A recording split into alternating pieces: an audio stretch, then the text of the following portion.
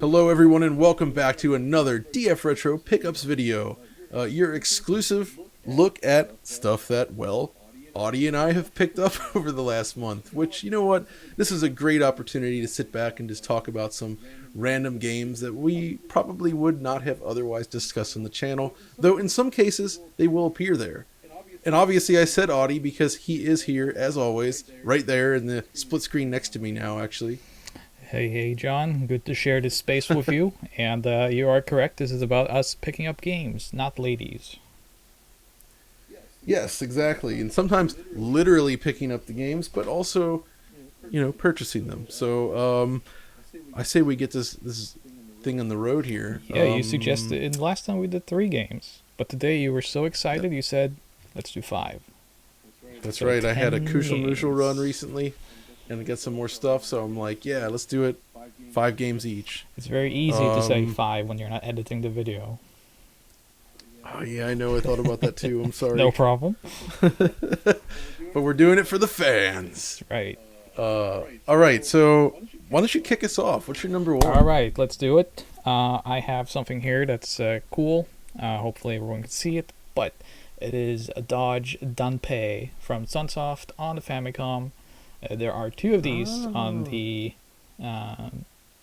Famicom, and it eventually also came to the Mega Drive, the Super Famicom. Yeah, there's a Mega Drive version, isn't there? Yes, it is, and originally based on the manga, but it is basically like a sports simulation dodgeball game with very good graphics, very good music, but most importantly, and I'm sure John has already seen this, the case. The case. See, is it's another small. Wait, is that who published? Is that a Sunsoft? It's a Sunsoft game. Is Yep. it? So it has the Wow. little Sunsoft case, which has this little. I love those cases so much, man. Now I want to get that. There's I 2 will of add them it to on the my mental Famicom list right now. in the small case. So yeah, So both John and I generally pick up most of the Sunsoft games that come in these small plastic shell cases. yeah, definitely. Very similar to Namco cases on the Famicom. Other company, Mhm, Taito, did a few of these too. So, don't know why, it's just a weird kind of collection hang-up of mine to pick up small Yeah. plastic cases. They're just neat. I love them. They're neat. Exactly. Though you, any You also have a big Sunsoft box in the form of Panorama Cotton, which I will never get. yeah. That was released very late in the Mega Drive's life, and they kind of moved away, I guess, from the small cases. Yes. But even then, though, it still has that unique cartridge design like their earlier Mega Drive games. So it's not a standard-looking Mega Drive cartridge, but it is a similar size box. So yeah. So I need to check this game out. It's good, you say? Yeah, I mean, it's not as playable as something like Kunio-kun, like Neketsu Dodgeball, or something like that. It's more strategic. It uses like a card system. So Okay. goes much more for the manga itself, which kind of operates differently. But very good graphics, good music. It's Sunsoft on the Famicom. You can't go wrong. So it's a little bit of an... it's kind of forgotten just because you can't really localize it as easily as other sports games. Sure. Yeah, exactly. Cool. All right. Well, that's a fun way to start the show. So yeah, next up, my first one here. I picked it up this weekend. It's Vi Yes. for the Sega CD, Oh my. or Oh Vai. I think it's my. Vi. But yeah, so this is one of the Working Designs games that I'm missing. There's still several other big It ones though. says so proudly on the But- box. Working Designs. Exactly. And of course, that comes with their traditional high quality packaging. You can see the logo there. It's like the embossed, the raised, shiny bits. It's a very, very nice looking package. So I've not played this game. I've heard it's not necessarily the best thing they put out during this era. No. But at the same time, some folks, such as friend of the show, Thomas Nickel, have highly recommended it and say it's actually quite a nice take on the Dragon Warrior, Dragon Quest kind of game design, It's but with some very, Sega CD niceties. Yeah, it's very grindy, and I think this one suffers from what Working Designs kind of often did, which was to alter the difficulty of the games. So I think it's even more grindy than the Japanese original. But Right. yeah, I always liked it. Personally, always liked the music and art style a lot in that game. But I don't think it's anyone's Yeah. favorite compared to like No. Lunar and these other No. fantastic products. Still, for those into working design stuff, I can't pass them up when I see them. Really, I'm always a big fan of what they've done and just having their packaging. By and large, I mean, obviously, like you say, they sometimes made some tweaks that are less than optimal, shall we say? Yeah, I think by But yeah, today's localization standards, I mean, I'm they can. biased. I worked in localization for so many years, but Oh yeah, um, they took liberties a lot more than companies today do. But it was also the product back then that um, localization was so much more about making it marketable. You know, the whole product. So humor could be changed, characters could be changed overall, and it wasn't the same deal. So they yeah. worked I under think different given when this circumstances. So I think, exactly, it's about the time when the stuff was coming out, especially in the early '90s. I mean, they were one of the first companies to really pioneer this style of like really robust localization in this oh yeah, way, like bringing over these big games with voice acting and all this kind of stuff, and it's quite an undertaking for that they're era. basically a somewhat of a pioneer in the sense of a limited run, where they just kind of picked up a game, Mm. made it available. It was never printed in high numbers, but I mean, without them, we wouldn't even have gotten Star 4, because I think they were instrumental in getting that over. That's So right. yeah, what happened to them though? Because I know Victor was around. He Yeah, so I think sometime in the mid 2000s, like one of their last big projects was Growlancer on the PS2.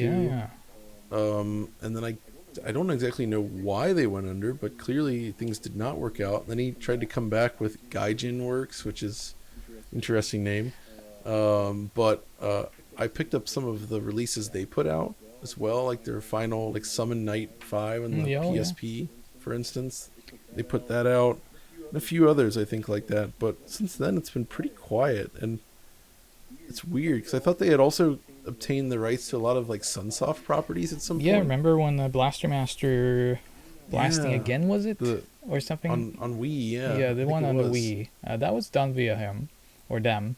Mm-hmm. And I had some run ins due to a certain license I tried to pick up in the 2000s, which we'll talk about another day. But at that time, also, it seemed like there was activity and plans. And when I say run ins, completely all positive. Wonderful people to speak with and plan with. But it was just kind of like I haven't seen any of that come to fruition. So Yeah, well, we'll have to see what he's been up to at some yeah, point, just to yeah, yeah, move on. yeah. I hope But he's still doing well in the industry. likewise. But how about we move on to game number 2? Audie, Yes, what's on your I'm table? pretty sure no one has guessed this game. I don't think they will even think about it. But this is something I picked up because this particular genre game I've always been really into, but it is completely gone now. It is Magical Dice Kids on the PlayStation. I would never have guessed No. that. But that's a very happy looking animal on the Yeah, cover. from Arc Entertainment. So, dice games. When I was a kid, I usually played on the MSX, a series of games called Rune Master, which was like this tabletop RPG with dices, and so it kind of mixed traditional JRPG with like tabletop dice games. So basically, what that meant was that you had kind of like a few hours of RPGing, and then the adventure was over. It was very simple, very easy to get into, Okay. and they continued this concept on the Famicom with Suguro Quest. I think there was even one on Super Famicom of that. So it lived on, but then with the 32-bit 3D stuff, guess it was just not that convenient to make. But this is one of the last in that genre, though you could consider something like Fortune Street kind of similar. What about Itadaki Street. the Flintstones, the treasure of like Sierra Madrock? You use dice to, to Yeah, choose yeah, your yeah. There levels. was on MSX. There was even unlicensed Ducktales in this style. And then I Whoa. think from Gaijin Works. Wanpaku Daku no Dice. Yes, Wanpaku. On from Gaijin Works, I believe there was also Dokapon Kingdom, which is kind of an offshoot of Suguro Quest. So it all comes together. It's still sort of around, but it's not the same anymore. It's a little, even the games I do pick up pretty much anything that's similar to this or Remaster. But I generally find them to be a little bit too tabletop-y and a little bit too involved. It's a weird mix here. I kind of need it simple. So, but I like the term tabletop-y. Tabletop-y, yes. I'm gonna remember that actually. This is too tabletop-y for me. But yeah, I've been curious about this for many, many years. And I picked it up for the hefty sum of $1.50. So, we'll see how it is. All right. I'll report back in our new show, Tabletop-y Games. Tabletop-y Games, folks. Here it goes. Our new Patreon tier. Yes. You can buy into this new Patreon tier. It's only $1,000 a month Per episode. And you get all the latest news in tabletop-y Yes. games. We'll all be magical dice kids. Exactly. Everybody will together. But moving away, this is possibly the. I think this next game is so different from what you just showed, but also important to the channel, Toki? I suppose. No. All right. We are balls deep in them today, son. That's what I'm saying. We had one long box, so how about two? All right. Specifically, Mortal Kombat 2 for the Sega New Saturn. level of combat. Wow. A new level of combat. Read it right there. You see it. A new level of That's combat. really a terrible cover. Just in the sense that like it's chopped off. You have like a Yeah, I know. space There's between so the much logo and wow. All right.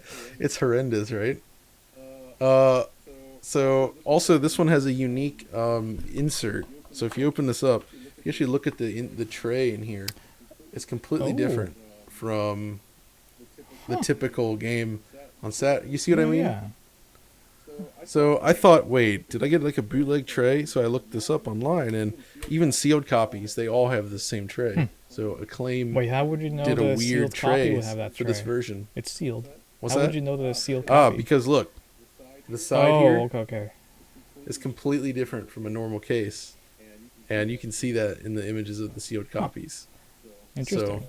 So, I don't know why they did it, but they did.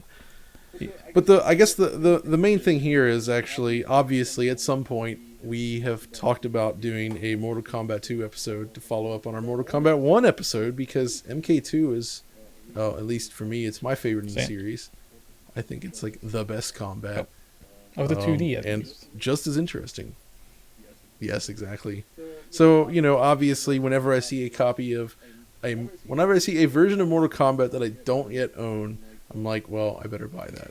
And that's exactly what I did, and it was quite cheap. And I appreciate finding so many long box games like this just hanging out in Germany. Yeah, it's weird. Like, you go to these random shops and there's all these American games there, and I'm just like, all right. And they usually don't go anywhere, and they're usually sold for low prices Very because low. most people here can't use them. I got So- NBA Jam Tournament Edition and Street Fighter the movie for Saturn long box the last time I was there. That's right. And it was Last like time you got $20 those each. both.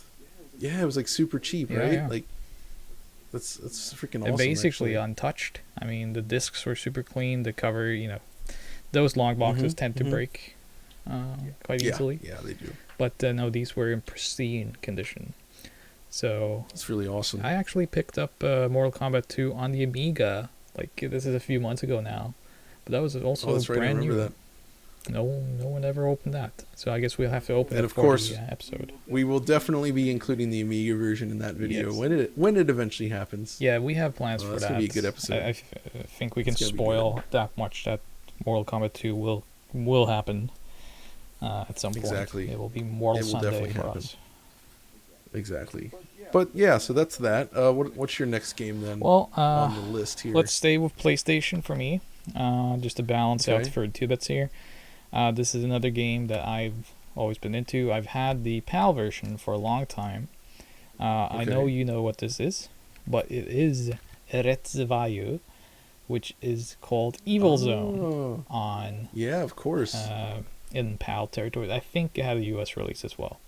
Yeah, I have the U.S. release, and it is perfect. called Evil Zone as well. So this is a fighting game from Ukes, the creators of SmackDown, WWF SmackDown, and in fact, and Berserk for the Dreamcast. and Berserk from the Dreamcast. This game runs on the SmackDown 2 engine. It is the very same engine that it runs on, and you can even unlock. There is a character in this game called Danzaiwa, which is like the tokusatsu robot. Every character in the game is based on Japanese entertainment. There's like fantasy, very anime girl, right, robot, this kind of stuff. And Danzaiwa, the robot, you can actually unlock his parts in the SmackDown games to create him. So there's a little nod to that, which I love it. Is pretty cool. But yeah, I always wanted a Japanese version. First of all, it has a lot of musical differences because it has licensed music for the opening cutscene. Oh, I didn't know that. That's cool. And the music itself, actually the soundtrack for this game, the soundtrack CD, is about 4 times the price of the actual game. And it was produced by none other than Tease Music, which is the same studio that did the Final Fight CD soundtrack. Of course. Good old Tease Music. Yeah, so the soundtrack is worth the admission alone. But I do think that it has kind of like this interesting single button experience. I mean, it's a one button fighter basically, which very, very different. Not very competitive, I'd say, but stylistically, a very interesting game. So is the in-game music different, or is it just like some of the licensed tracks? There is one track that has differences.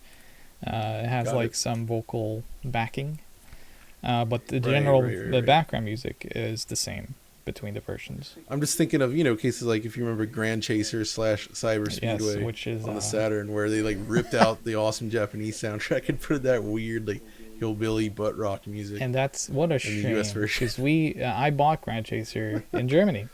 Yeah. And we were playing it, and I was like, man, this music is the Japanese soundtrack, so good. It's good. Who did this? It was Hayama Koji of Choaniki fame. I know. And of course it's good. That. And then we looked up the US version, and they replaced the soundtrack with like the worst hillbilly music. No offense to hillbillies if you're into that. No.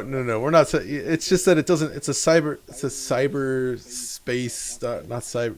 It's like a Wipeout futuristic clone. Racing game. Yeah. It's like a Wipeout clone, right? So you want pumping electronic music, not that. The thing about that US version, if you remember though, was like they didn't replace his music for like the victory songs, yes. so like the quick victory sound when you would win a race. It's this original Japanese music, but it's completely tonally different when it happens, and you're just like, baffling. Whoa, it's like getting whiplash. That game, I mean, it's not part of our list today, but I guess it's more interesting than the Red Survival. But like that game, Grand Chaser, it has such good presentation. It has like story mode. It's very F-Zero-ish, where like all the characters have very distinct. And like there's clearly design there and ideas, and this was all stripped out of the US version, so had no chance. Yeah, they made it a lot worse. Yeah. So that's too bad. But yeah.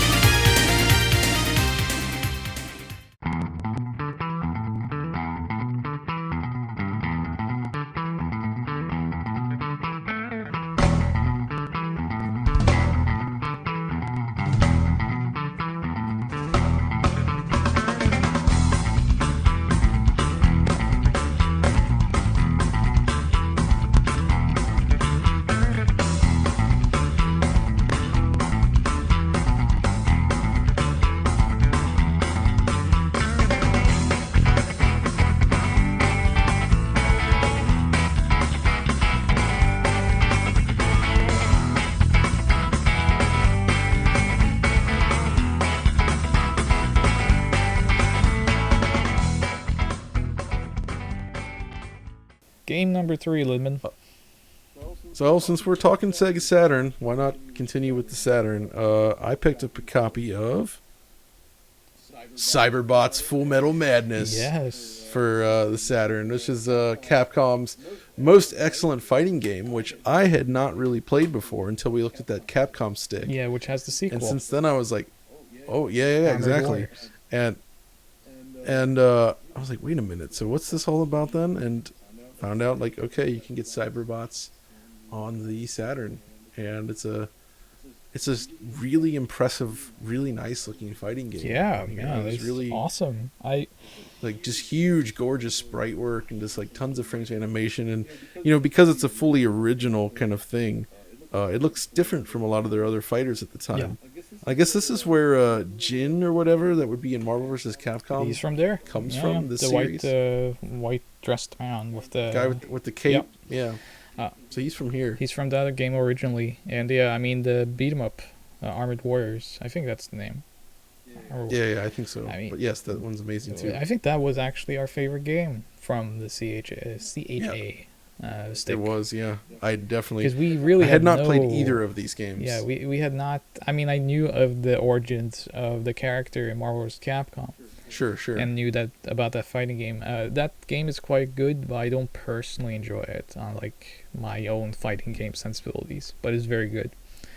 So I hadn't played it much, but that beat 'em up was just awesome. Yeah.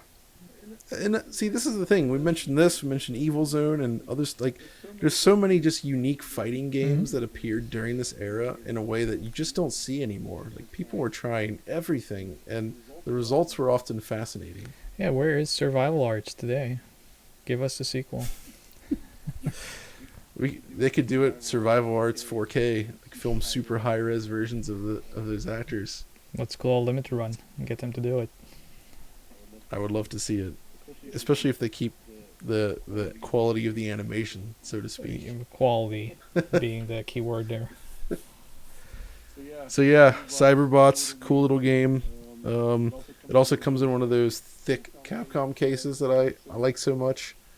They always did this a lot on both Saturn and Dreamcast. Not PlayStation though. But yeah, cool stuff. Good All right, pickup. 2 more left. What's your next one? Alright, so this is another one. Most of my pickups today are kind of things I've been looking for quite some time. None of them really that obscure maybe, but just things I've been wanting. This one, I've had the European copy of this for a long time. I think it might be at your place, but I'll double check. But the problem with the European version of this game that I'm going to show you is that it's all in Deutsch. There was only the Deutsch version. Oh no, it's only in German. And great. I've been looking for a long time because I wanted the big box version of this in English. It has been very hard to find the big box. I've found the jewel case or the CD itself, but not the box. I got super lucky. A Norwegian seller had this for pennies. I present to you Battle Arena Toshinden on the PC. Oh my gosh, you found it. Yes. This is the NTSC version, or for the PC it doesn't really matter, but this is the ESRB rated English version. Runs in Windows 95 through MS-DOS mode, it says on the side. Yeah, it's a DOS game. But this version, let's say we need it. Yes. And it is very interesting. It has some big differences from the PlayStation version, and oh, it's so wild. we didn't show this specifically in the, I mentioned it in the PlayStation episode. We didn't show as much for Toshinden because we have some other plans, and it was a matter of kind of like, well, do we splurge here and like show everything for this game, but only this game, or do we wait and like reserve everything for a big episode? And we just wanted to kind of save it. But I now have the big box US version. Strangely hard to get the big box, the jewel case, and there's another version of this game where it was bundled with Fatal Fury 3 on PC. That version is also very easy to get. But this big box, couldn't find it for years, and then I found it here. Usually the answer is right here in your heart. You don't have to look outside. That's wow, dude. I mean, that I did not know you got that. That's really actually super. That was cool. actually what came. Very We useful. started recording this episode, and you were like, kind of like, "Oh, what were you up to?" And I said, I got a box in the mail That's the one. right before we started, and that was this. I've been hoping for this and another game to show up, so I could show it on today's episode. I got at least one of them. That's good. Cool. Okay. Well, the next one that I have is this one. As it says on the cover, I got it for a good low price, and I was just more of a curiosity because I like these original games somewhat. This is Takahashi Meijin no Bokenjima, which is Adventure Island Ooh. in the West, and this is the PlayStation 2 remake-y thing Yes. based on this, which is, admittedly, I don't love it, but it's No. fascinating. And they remade it's that remake again on the WiiWare and made it even worse. That's right. Yeah, it actually got worse, didn't it? So that was part But of like it really says, if you look close, it's probably hard to see on camera, but if you look closely, it actually says good price, Yes. 3,000 yen. because this was Hudson. I think this was shortly after their sale to Konami. Yeah. But this was the same line of like the. Do you remember the Sega Ages 500, right? Yep. It was the same thing. That's So that they same line. did these small 3D, like cheap 3D remakes. It was this Exactly. one. It was PZ Genjin, or what was the third one? Yeah, Star Soldier. That's right. The Star Soldier, yeah, PC Genshin, and this. Yeah. That's right. Yeah. Okay. That's And it. then they also bundled them all together in Dream Mix 3D. Or no, not 3D, Dream Mix TV, which was that Smash Brothers with like Meijin and Optimus Prime and Simon Belmont. Oh, right. So yeah. It's funny though, they actually have the little thing in the back. It's what's it called? It says give $2. Oh, it's this shooting watch. So it's this little thing here. That Takahashi Meijin always the used Super Shot. to show that he could do 16 shots Yes. per second, Per I guess it second. was. And yeah, and it looks like you can actually play like a mini game in there. It says you can unlock it in like the gift box or something. Yes. So if you want to test your skills using a very realistic version of that via the PS2, you can do it. Yeah, That's cool. The Super Shot 16. I have that somewhere, but when I met Meijin, Oh, you actually have one. I actually have one. When I met That's Meijin, awesome. Takahashi Meijin in real life, we met at 16 Shot, which is a bar that he's associated with in Tokyo, where you can sit and play video games and have a few drinks. Wonderful place if you go to Tokyo. Sounds wonderful. And he's usually actually, there. He's very cool. approachable, that man.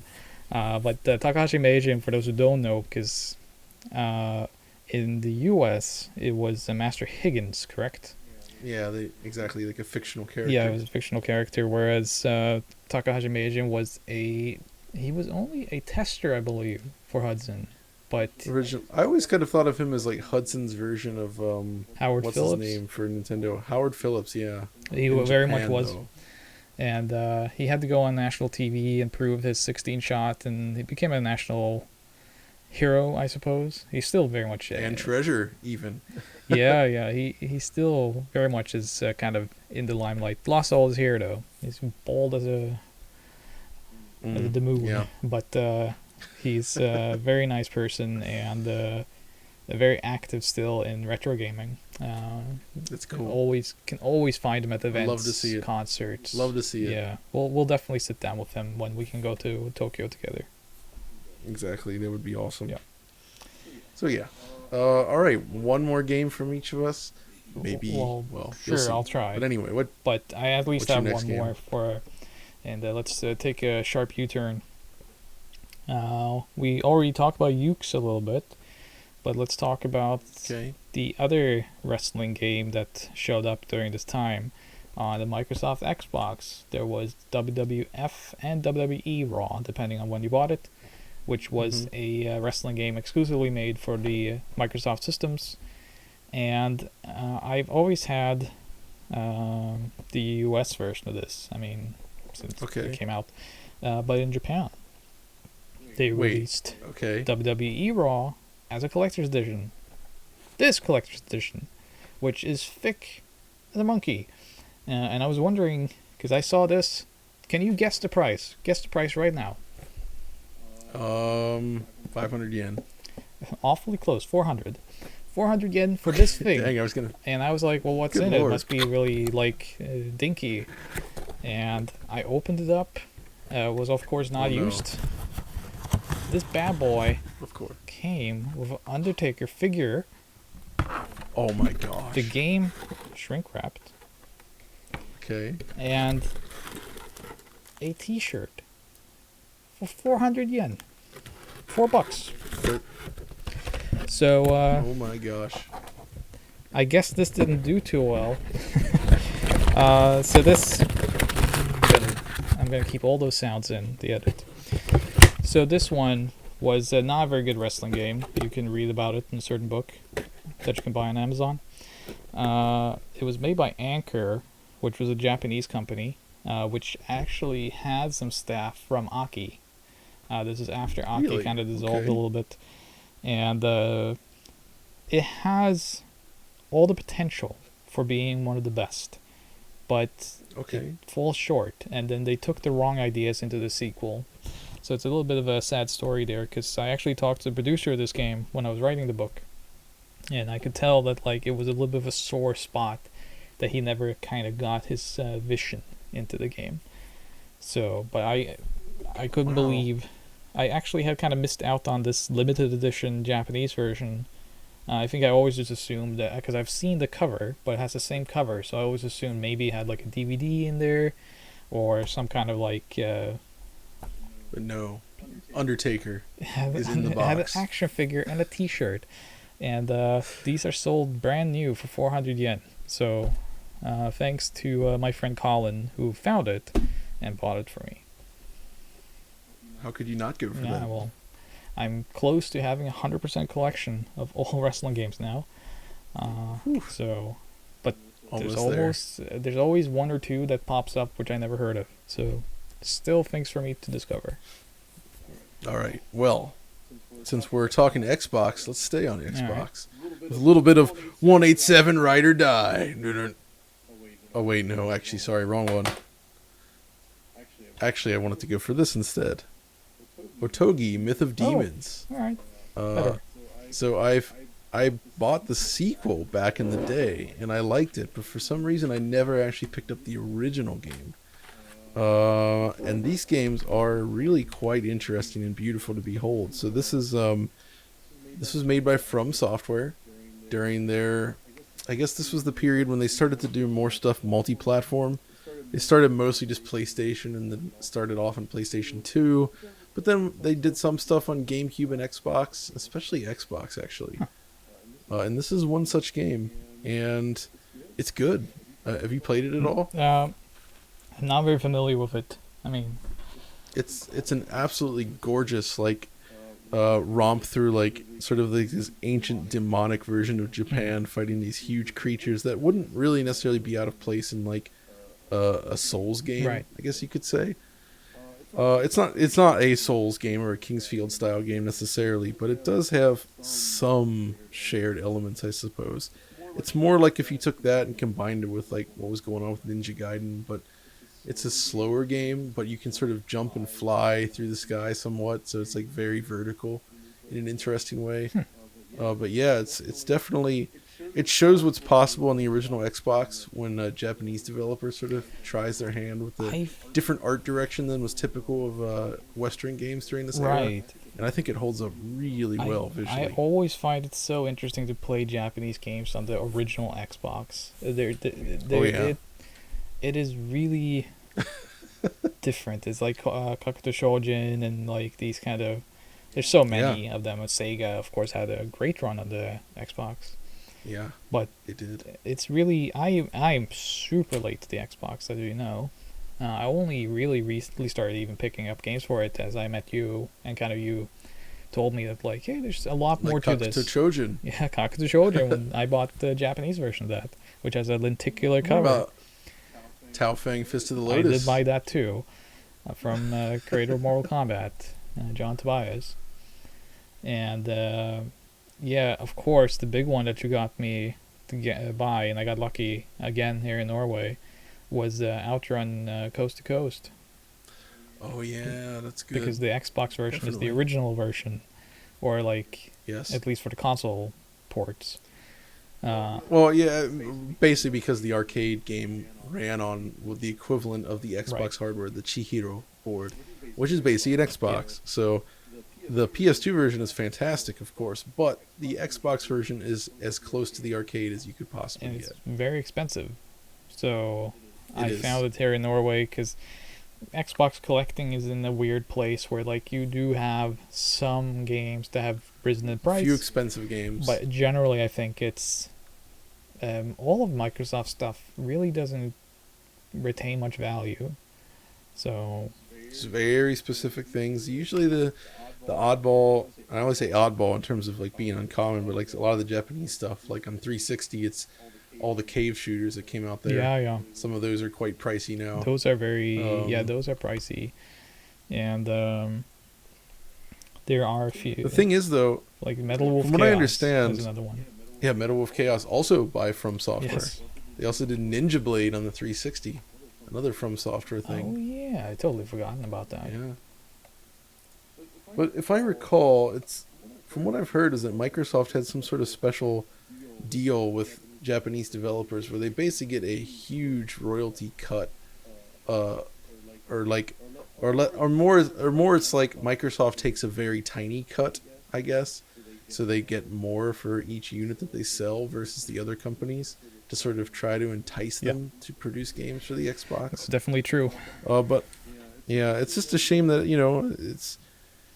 we didn't see too much of it, but during the original Xbox and early 360 era, there was a lot of unique Japanese games produced for the Xbox platforms that are really cool and worth checking out. And Otogi's definitely one of them, for sure. Yeah, I really enjoy the original Xbox. Is sort of like a PlayStation 2 scenario where you can just find these random games that are really cool. They're just like very specifically that era, and I really enjoy it.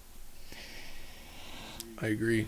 So, Exactly. I believe last game for me as well. No, I think... Wait, that was 5 games. For me, at least. I think you did 6, didn't you? Did I do... Well, 187 Ride or Die wasn't serious. Oh. But go ahead and... you know what? Let's see it. What you got? You've got something queued up. I had something Let's get queued one up, more. so This I'm is a going to bonus. cheat anyway then. No, Let's do it. I Bring got... it. I'm actually even cheating a bit because I got this like a month ago. But I got Tricky Sliders. This is a Capcom published snowboarding game. Whoa. Uses I've never heard of this. it uses real life boards and stuff. The developer is Cave. Oh, I have heard of this Yeah. actually. I forgot. I just didn't. Was there an arcade version? Or no, maybe it was just I think it's PlayStation. just Okay, for I have heard of this PlayStation. because I do remember Cave doing a snowboarding game and being like weirded out by it. Yes, well that it should be. It's actually quite cool. Like it's been pretty fun to play it. I can I imagine. think it was released in the U.S. as well, but I wouldn't know the name unless it is like Tricky Borders or something. I don't know.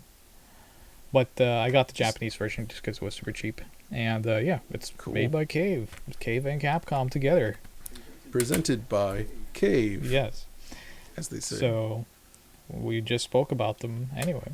Tell me though, is it a snowboarding game you can play in Tate mode? I haven't tried. I will report back to you unless the game warns me not to do it. But yeah, I wanted to pick this up primarily due to the music because I was speaking to a friend of mine, Akari Kaida, who also did music for like Okami and Breath of Fire 3 and games like that. And this game came up and I was like, oh, I will have to check that out then. So, pick it up. Okay. And there we have it. That is You don't. I guess You didn't want to technically- talk about that. What was it? Ride in and ride out. okay. Actually, I will say this: 187 Ride or Die. This sealed copy here. This is actually courtesy of our friend Thomas Nickel, who was cleaning out some old stuff from like somewhere. I can't remember where Probably exactly. dumpster. There's just a bunch of old games in there that are, most of them were not great, and this was one of them. And when I visited recently, he literally pointed to a stack of 187 Ride or Dies and said, "Go ahead and take one if you want." So it's like the free, it's the thing. It's like So the reason I think about from Cloud. exactly. So the thing about it is exactly like the shoot, from, which is another very poor PlayStation game. I think published by Phoenix Games. Is a Phoenix joint. Yeah, exactly. So this is the same kind of game, but I remember this showing up. They would have like stacks of this stuff at game stores in the U.S. Like 187 Ride or Die was all over the place. So many used copies. So people must have liked the idea. I mean, there's people on the cover driving a convertible. One has a rocket launcher and the other has like 2 Uzis or something, and they're shooting at something. All right. Maybe I'll pick up a copy next time I'm at Thomas's place and find out. You should. Absolutely. I think it's probably not worth it. Well, for me, it probably is. But that's it. Oh yeah, that would fit right in with the Phoenix Pretty game much. stuff. Actually, lots of Phoenix action. Oh, but yeah, there we go. Our special extreme bonus episode. That was 12 games, I think. Something like that in the end, but so worth it. So well worth it, I think. Some very cool but as pickups always- both ways, as usual. Very 32-bit heavy. I kind of Exactly. see where our sensibilities are these days. But Yeah, I kind of blame. I guess it's like this whole PlayStation episode we did really got me in that 32-bit era mood, so to Right. speak. So I was like really on the hunt for like PlayStation and Saturn stuff, and I guess I didn't actually present any PS1 stuff I today. got a lot of Saturn. Um, I had enough PS1 on but- my side, so balances Yeah. out. Exactly, it balances out. But yeah, I guess that's gonna do it for this episode. So hope you guys enjoyed hearing us sit here and chat about these random games, and with a bonus on Grand Chaser, because why not? Yes. But yeah, so thanks for joining me on this one, Audi, as always. No problem. And I'm sure we'll be back next month with more random pickups of madness. Will it be still 32-bit era? Will it be something else? Will it be handhelds? You have to wait and see. It could be anything. It could even be like old Amiga games. Could be Famicom. hidden gems. Could be hidden gems. Could be. Could even could be hidden arrive in gems. Rich's mailbox. It could arrive in Rich's mailbox. There are some ideas. There's plenty. So we'll find out when the time comes, though. But until next time, we'll see you later.